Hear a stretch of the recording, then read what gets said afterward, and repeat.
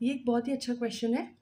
Evaluate i to the power n plus i to the power n plus 1 plus i to the power n plus 2 plus i to the power n plus 3। दिखने में को बहुत tough लग रहा है लेकिन बहुत easily ये सॉल्व हो जाएगा।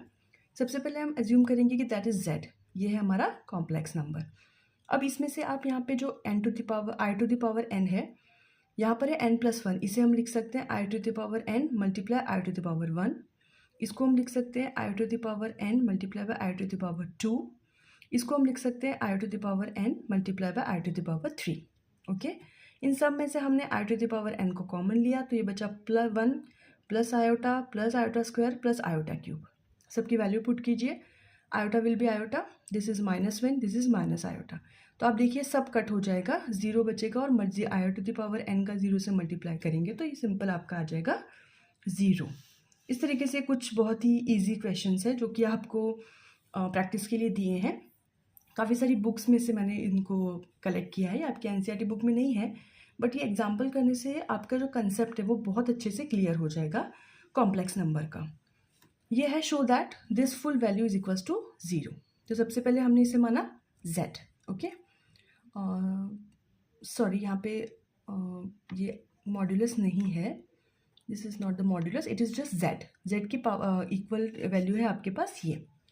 अब 18 को ब्रेक कीजिए 4 के मल्टीपल में, तो 4 4 से 16 प्लस 2 18, 24 हो जाएगा। 4 इंटू 6 डायरेक्ट हो जाएगा। इसकी होल पावर है 3। अब ये आई टू द पावर 4 1 हो जाएगा और 1 के पावर 4 अगेन 1 हो जाएगा। तो ये आपके पास आई टू द पावर जो 2 है सिर्फ ये बचा है। ठीक है, इसी तरीके से ये पूरा क्वांटिटी आपकी हो जाएगी 1, तो यहाँ पे पूरा 1 हो गया।